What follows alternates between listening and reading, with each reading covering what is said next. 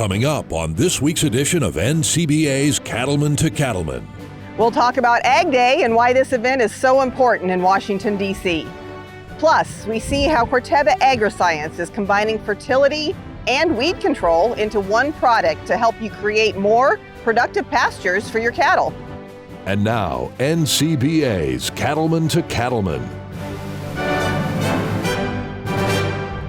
Hello and welcome to NCBA's Cattlemen to Cattlemen. I'm Kate Maher. We're celebrating National Ag Day, which offers a chance to say thanks to the farmers and ranchers that provide food and fiber for the world, all while preserving and protecting the resources in their care. We asked Ethan Lane, NCBA's Vice President of Government Affairs, to tell us what Ag Day means in Washington, D.C.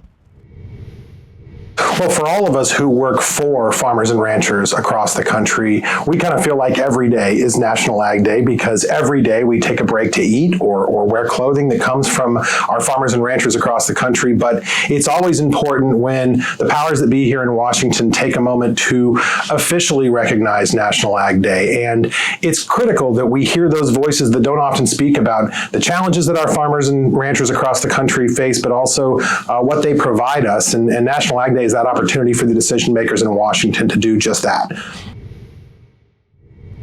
Although this Ag Day finds our nation's cow herd at a historic low, Dr. Clay Mathis of Texas A&M says there are profit opportunities available for producers in the months ahead. Well, increasing producer profitability remains a key priority for the National Cattlemen's Beef Association, and each year here at CattleCon, Cattlemen's College is designed to do exactly that. And here in Orlando, Florida this year, one of the presenters was Texas A&M University's Dr. Clay Mathis. And Dr. Mathis, it's no secret, I mean, these past couple of years have been very challenging for America's cattle producers, especially those that have faced severe drought and herd liquidation. But you told this audience here in Florida, with some challenges, that also presents some opportunities. That's right. You know, probably about 60% of the nation's cow herd, at least, has experienced some drought, and so those producers have been in a tough situation. And many of them have reduced their cow numbers.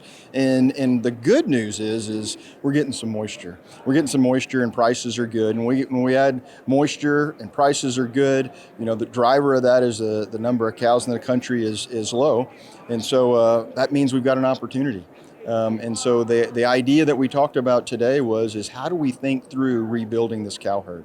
So on an individual producer level, there's big decisions to be made. Do we buy back the same kind of genetics? Do we try to grow into it slowly? And then the question of, is the production system that we've had in place all these years, is that really the best production system to capitalize on the opportunities going forward? Well, of course, each operation's a little bit different, but I mean, we could spend all day on this topic, but, you know, what are one or two tips that, you know, would fit for, you know, cattle producers near and far? Well, I think that when we think about what makes a cost-effective or a profitable production system, we need to think about those biggest expense categories, and those being labor and feed costs and depreciation of both equipment and livestock. And so when we think about trying to find leverage to improve the production system as we rebuild, focusing on those three areas is likely where you find some opportunities. And lastly, Dr. Mathis, I mean, you know, regardless of where you're at on the U.S. beef cattle supply chain, doesn't it all truly start with the mother cow? You know, and it starts even below that with the soil and the grass, and yeah, it's a mother cow. That's a factory that starts producing the calf that moves through our supply chain, and so we've got to make great decisions there. We've had tremendous genetic improvement over the last couple of decades, and we should probably expect that occurs again. But I think as producers look at these opportunities again, to be really thoughtful about what makes the production system for them to achieve their goals for the future. Absolutely. Well, indeed. Well, we appreciate you spending a little bit of time with us here on Cattlemen to Cattlemen. Again, one of the presenters here at CattleCon 24, Dr. Clay Mathis with Texas A&M University. And of course, lots of useful information as always here at Cattlemen's College and CattleCon. And again, one of the best resources out there for cattle producers right in their own communities is that university extension personnel. Now, a great way to support your business and your fellow cattle producers is by becoming a member of NCBA. It's easy to do. Just call 866-233-3872 or visit the website ncba.org. Remember to use the promo code C2C and you'll get a special gift just for our viewers.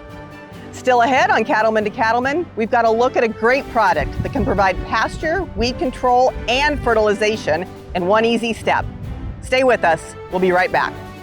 In this week's Weather Watch, which is straight ahead, we're going to be chatting about this path to La Nina. How quickly does the drought and heat set in across the South? Cattle producers across the country work hard to care for their animals and their land. The USDA's Natural Resources Conservation Service is there to help. Find out how you can work with NRCS to develop a conservation plan for your operation. Find possible funding resources for implementing conservation practices, or get free expert advice on ways to improve your farm or ranch. Visit the website nrcs.usda.gov today. Weeds will rob me of my investments. The weeds are not palatable to cows. They will not eat them, or if they do eat them, some of them may be toxic. So there's a return on investment by allowing there to be more grass available to be grazed by the cattle.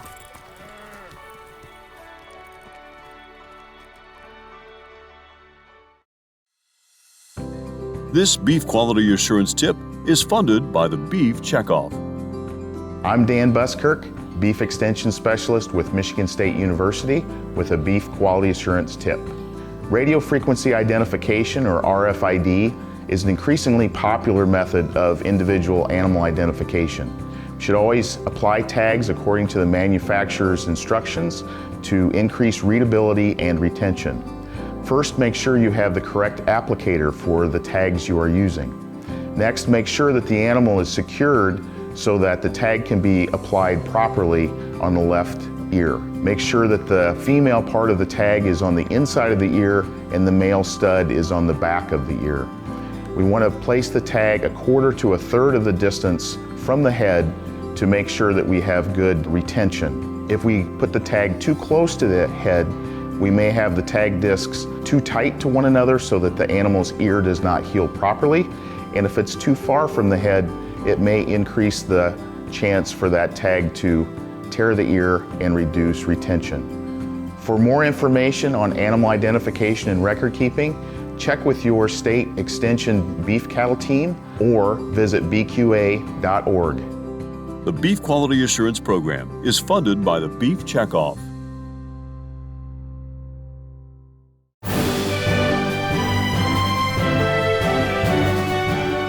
Farmers and ranchers are always looking for ways to improve in order to ensure the long-term success of their operations. Here's a look at a Florida farm that is growing better grass thanks to a time-saving product from Corteva. On the Tombstone Cattle Company in North Florida, they can graze their stocker cattle nearly year-round. That means taking care of the grass is a critical part of their profit picture. Year in, year out, every day we have to manage the pastures properly to make a profit. If we're not doing that, we're not making a profit. One way the team at Tombstone gets the most productivity from their pastures is with a combined application of both fertilizer and herbicide.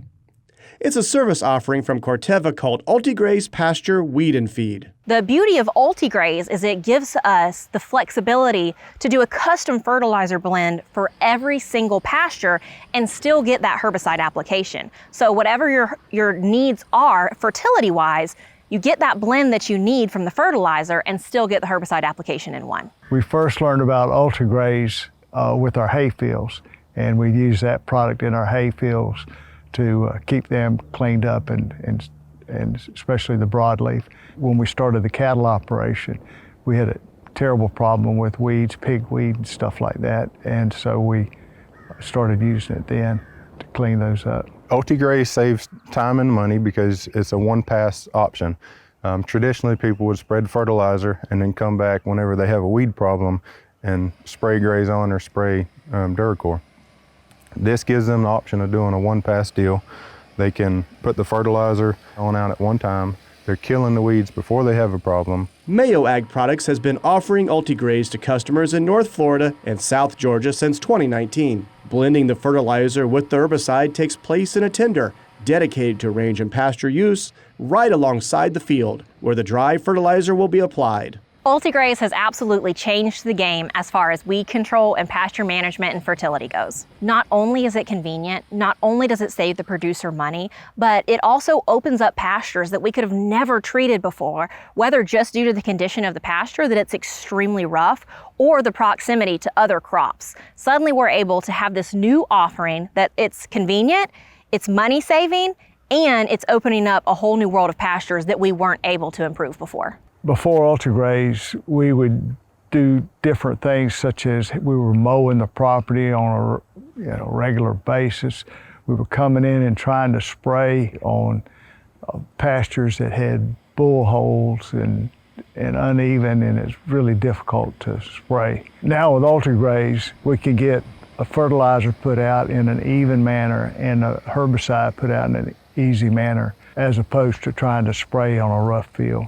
The nice thing about Ultigraze is it really opens up our window on the parameters that make it a perfect day to get a herbicide out. Perhaps on a day like today, we wouldn't have really wanted to come in and spray because it's so windy. However, when we're making the fertilizer application with the herbicide, it doesn't affect it. We can still get in here, make the most out of a sunny day today to get a herbicide down, and we're not shut down like we would be perhaps with a spray rig. Applying fertilizer alone does help grow more pounds of grass, but also grows more pounds of weeds. Ultigraze provides the one-pass, better grass option for both fertilizer and weed control that lasts. The mindset of most producers is, I want to fertilize and kill weeds later. Well, as spring comes along and as it's warming up, the weeds are already there. To where if you put out Ultigraze, you're getting ahead of the weeds and putting the fertilizer out at the right time. So a giant part of Ultigraze is the residual chemistry that Corteva brings to the table. And when we think about coming out in the early spring, when it's the ideal time to fertilize, we may not be seeing a lot of those weeds yet, but they're there, they're small, and they'll continue to germinate through the summer. So when we can come in and get those, not only are we killing the weeds that are already there, but we're also laying down a residual that's going to buy us control throughout the summer months, because that chemistry is already laid down and doing what it's supposed to do, which is keep new weeds from germinating. Ultigraze pasture weed and feed is available through a network of certified applicators in multiple states. And the experience of producers, such as Carl Allison, demonstrates that Ultigraze is a convenient way to grow more grass for their cattle. I just don't see how you can maintain pastures without Ultigraze. You can't keep the weeds out in a more efficient way than using Ultigraze. Whatever your goals are, good fertility and good weed management are going to push you closer to the finish line. So whether you're fertilizing a hayfield and need to control the weeds to put up more bales, or whether you need to get rid of those weeds so you can get another calf on that acre, Ultigraze is going to help you get to that goal.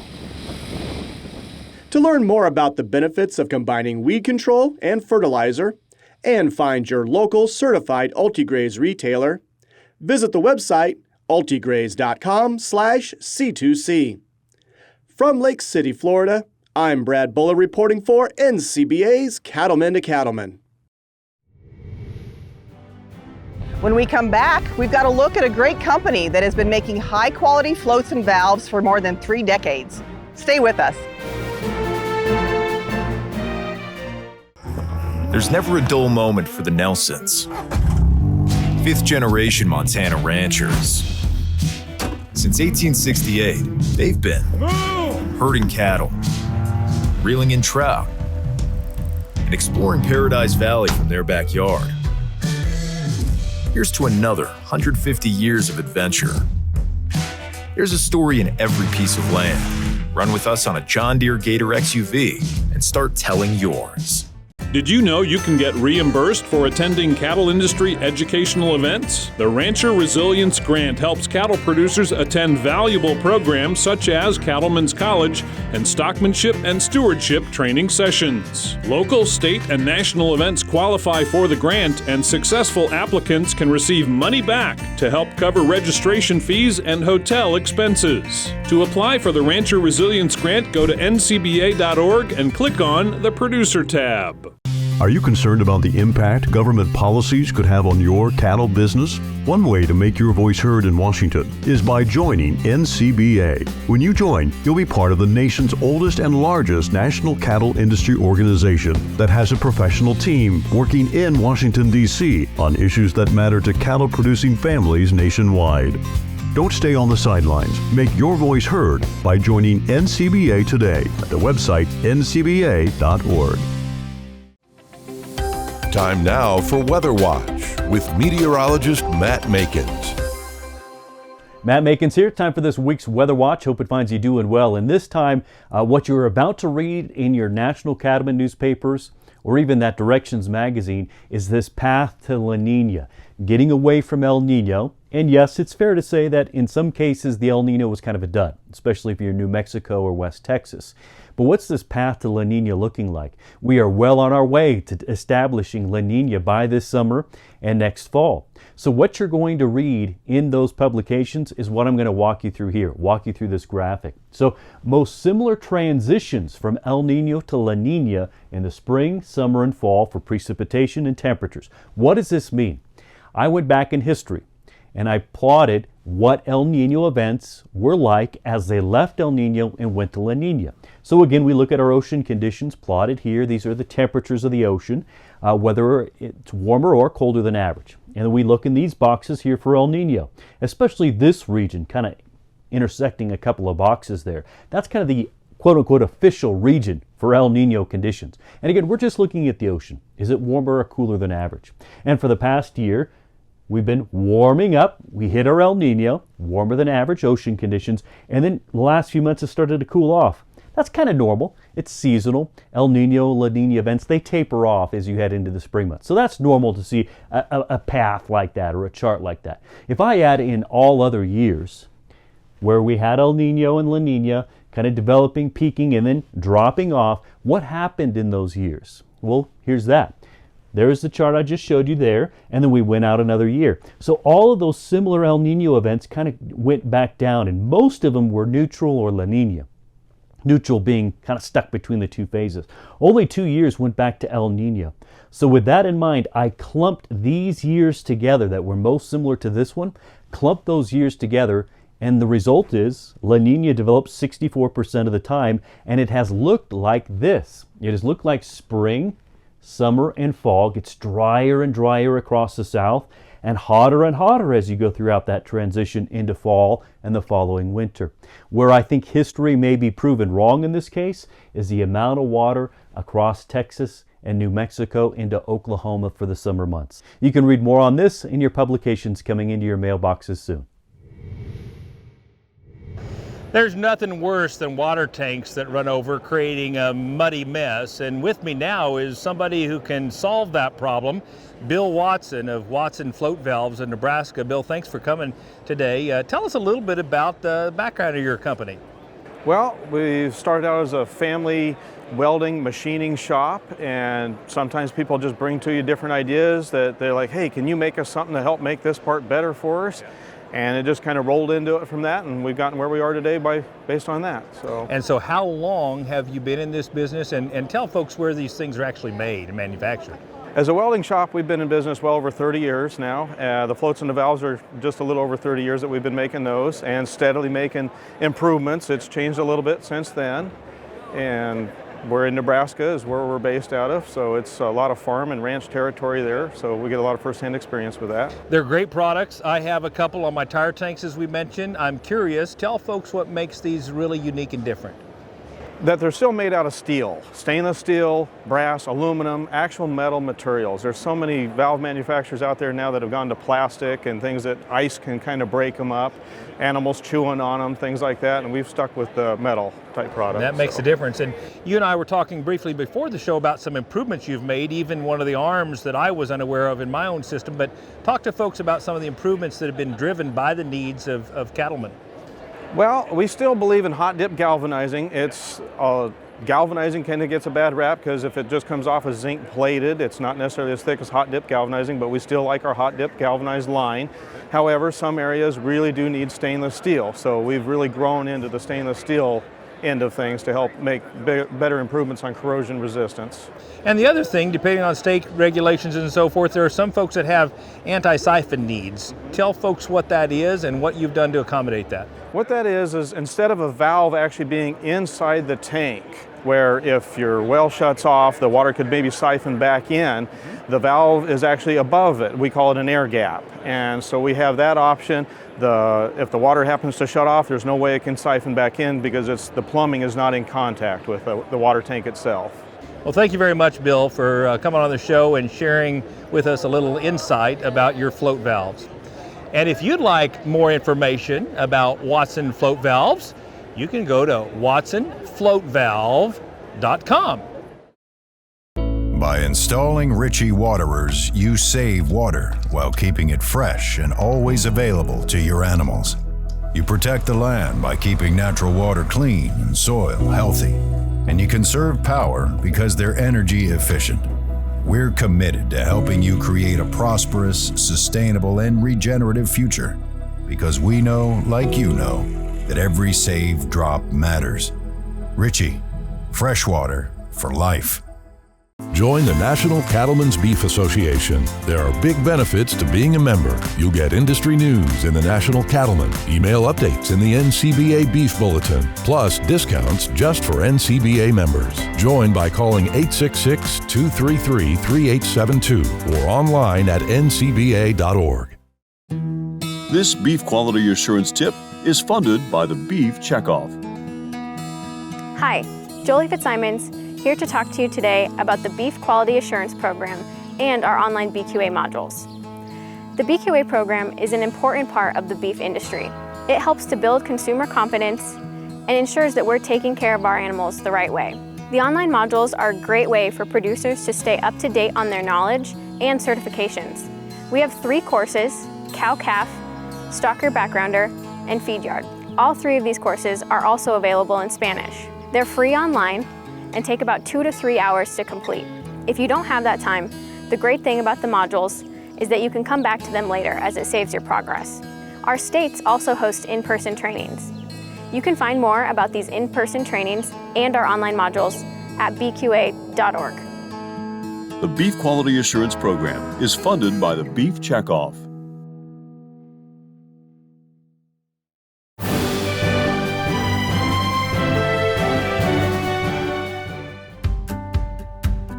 Farmers and ranchers face all sorts of challenges when raising crops, hay, or cattle. But many have found that John Deere equipment provides the reliability and durability they need to handle the tough tasks. Well, John Deere equipment really helps us get quality hay by just being consistent equipment and being able to run and get the job done when it needs to be done. If my neighbor came to me and asked me about equipment, why I have John Deere, I would just have to simply say, it's kind of nostalgic, but it's just simply the best. Ease of operation. The John Deere equipment that we've had and that we've gotten from John Deere has produced good hay. It's made it easier, and we can get it done faster. If there is a storm coming, we can get it done and put up the right way, and that's due to John Deere's quality of equipment. I can never say enough about John Deere equipment. They are proven usually time and time again for us, for our operation, for our herd.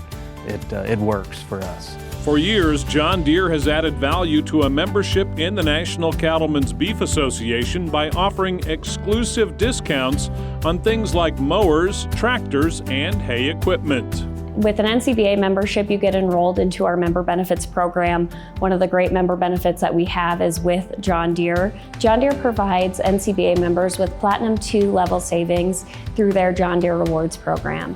So members of NCBA receive significant discounts on the equipment that they're using to smoothly run their operations. It was easy to use our NCBA discount through John Deere. Let my dealer know that I was an NCBA member. When he gets the quote, you work on your best deal. John Deere's discount comes off the top after it's all said and done. It was easy. Just let your dealer know. It's all part of John Deere's long-term commitment to the beef industry and to NCBA. John Deere is a great partner of the National Cattlemen's Beef Association. John Deere has recognized the efforts that NCBA puts into protecting cattlemen and women over the country from the rules and red tape coming from our nation's capital. They have decided to partner with NCBA and add value to those who invest in membership with the association.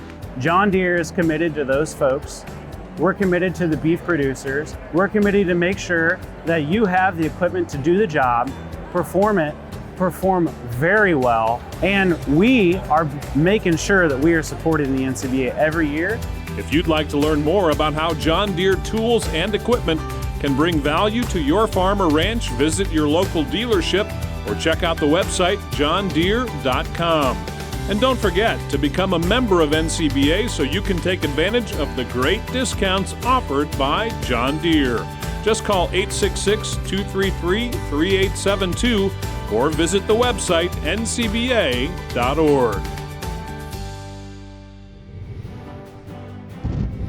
That wraps up this edition of NCBA's Cattlemen to Cattlemen. Thanks so much for watching.